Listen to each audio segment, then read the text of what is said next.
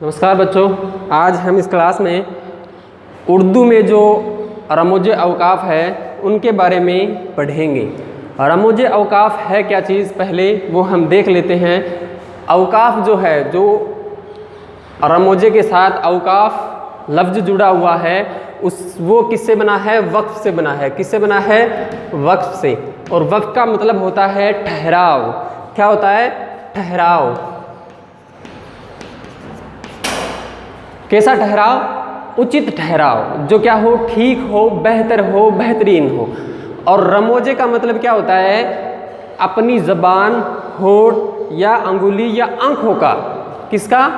ज़बान, उंगली, आँखों का, या फिर जो हम बोल रहे हैं उसका क्या रखना है? हमें वक्फ रखना है, ठहराव रखना है।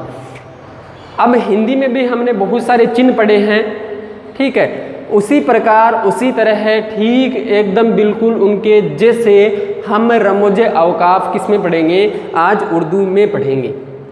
पहले हम जान लेते हैं रमूजे अवकाफ़ का मतलब क्या होता है। रमूजे अवकाफ़ उन लफ्ज़ों को कहते हैं जो 3 या 3 से ज़्यादा हो और एक जैसे हो, जो पहले को आखिरी से और आखिरी को पहले से जोड़ कर रखते हैं। क्या समझे?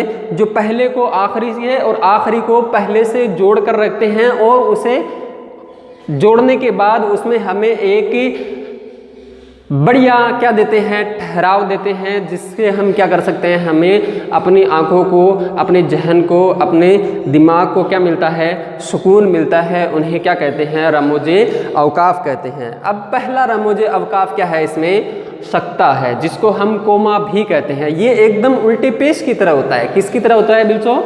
ये एकदम उल्टे पेश की तरह होता है, जिसमें हमें ठहराव महसूस होने पर हम इसका इस्तेमाल करते हैं। लेकिन सबसे कम इस्तेमाल सख्ता का होता है। किसका होता है? सबसे कम इस्तेमाल सख्ता का होता है, क्योंकि तब तक हम इतने ज़्यादा अपने जहन में, दिमाग में या फिर आँखों में इतनी थकावट नहीं आती है, इससे हम आगे आराम से निकल सकते हैं। अब सख्ता चीज़ क्या है?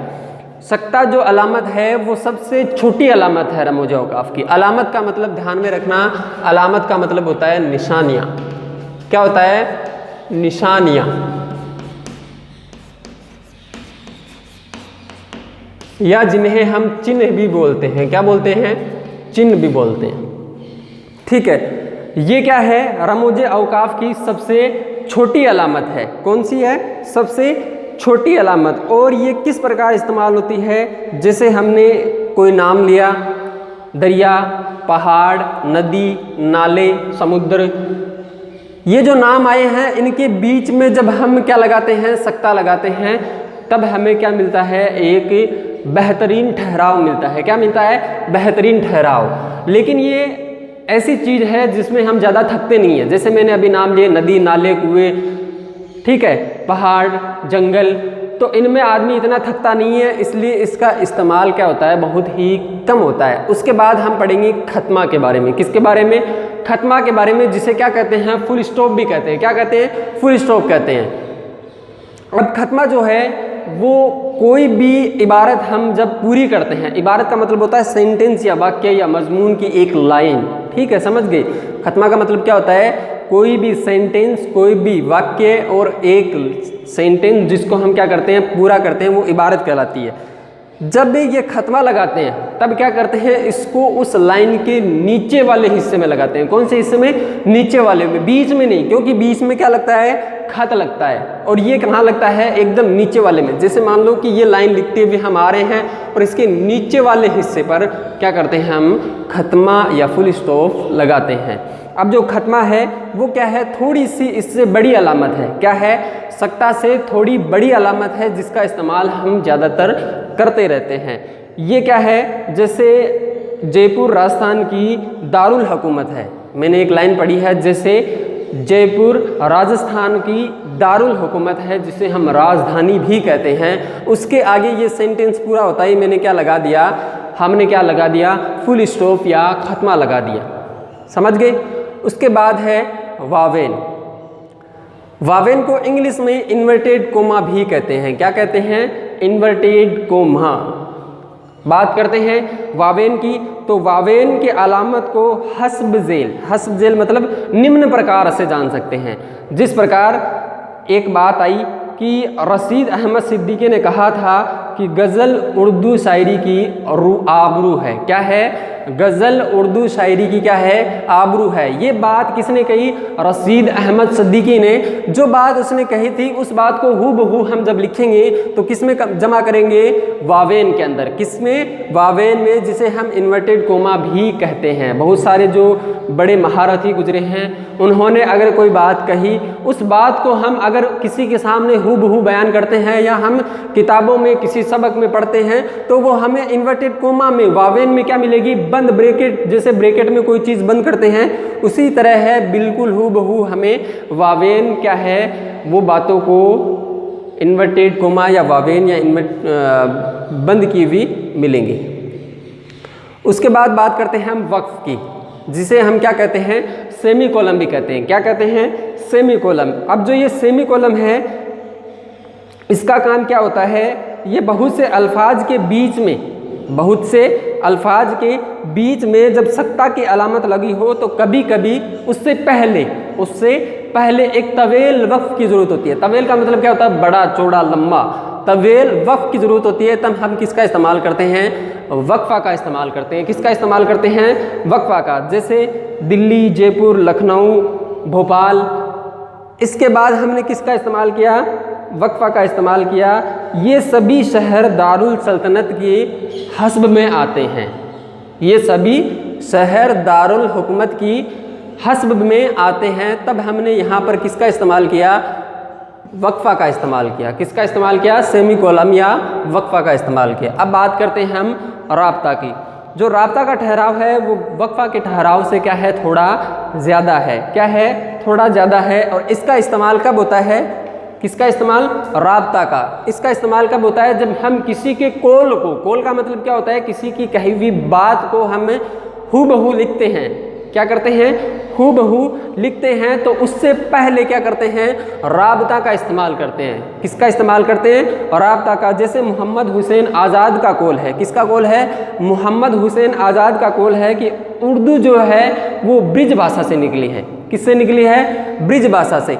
तो हमने क्या किया? पहले उनका नाम लिखा। किसका? मौलाना मोहम्मद हुसैन आज़ाद का। उसके बाद क्या लगा दिया? राब्ता लगा दिया। और उसके आगे एक बात लिखी कि उर्दू क्या है? ब्रिज भाषा से निकली है। तो इन दोनों के दरमियान में बीच में क्या लगता है? राब्ता लगता है, जिसे हम कोलन भी कहते हैं। उसके बाद बात करते हैं तफसीलिया की। तफसीलिया एक साधारण सी चीज़ है, आसान, जिसे हम आराम से समझ सकते हैं।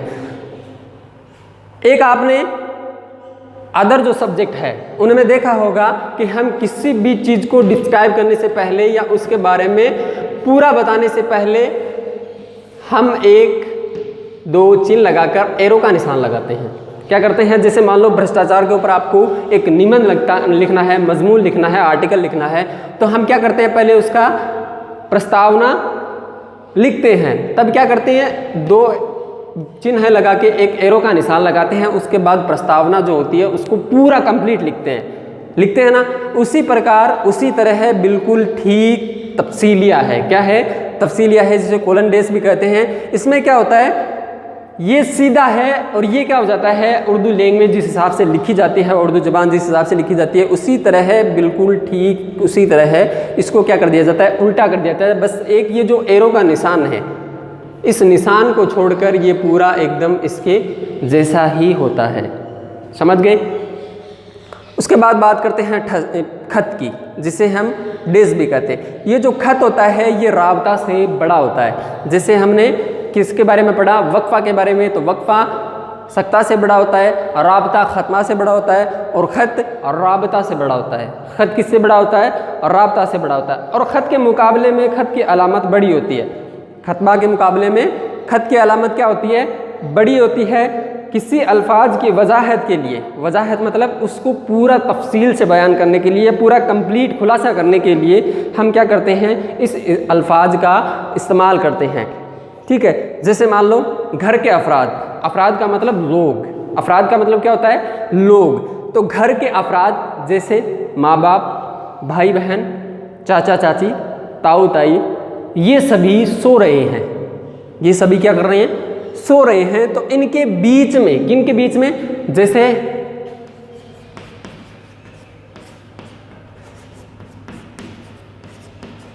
भाई बहन, ये मैंने हिंदी में लिखा है, उर्दू में हम लिखेंगे तो वो भाई बहन आप इस तरह लिख सकते हैं।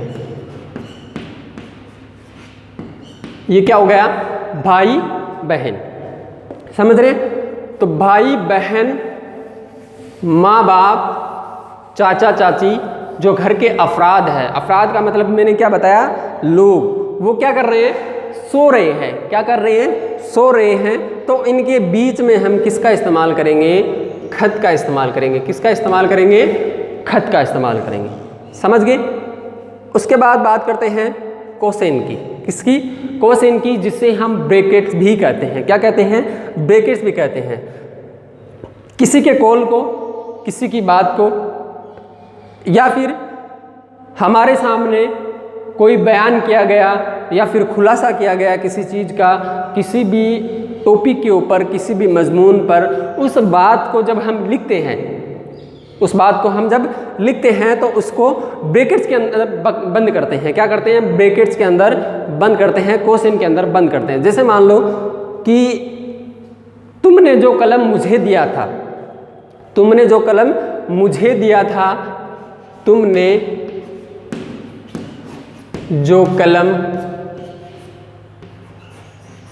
मुझे दिया था। अब हम क्या करेंगे, इसके आगे जैसे लिखेंगे तो उसको ब्रैकेट में बंद करेंगे। वो किसी ने चुरा लिया है। अब हमने इसको क्या कर दिया, ब्रैकेट के अंदर बंद कर दिया कि जो कलम तुमने मुझे दिया था वो किसी ने चुरा लिया है। तो इसको हमने ब्रैकेट में बंद कर दिया। ठीक है, समझ गए? किसी के कॉल को हम क्या करते हैं, उसी तरह लिखते हैं तो क्या करते हैं, ब्रैकेट्स के अंदर बंद करते हैं। ये हूबहू लगभग किसकी तरह है, बिल्कुल एकदम वावेन की तरह है। किसकी तरह, वावेन की तरह। समझ गए? उसके बाद बात करते हैं हम सवालिया की। देखो, सवालिया जो निशान है वो इस तरह का है। किस तरह का, इस तरह का। हमने अक्सर देखा है कि हिंदी, इंग्लिश और अन्य जो सब्जेक्ट है उसमें ये इस तरह का लगता है, लेकिन ये उर्दू में थोड़ा अलग है। उर्दू में जैसे इसको कन्वर्ट करते हैं तो ये क्या हो जाता है, उस राइटिंग में या उस हिसाब से, जिस हिसाब से हम लिखते हैं उसी तरह है, इसको क्या कर देते हैं, उल्टा कर देते हैं।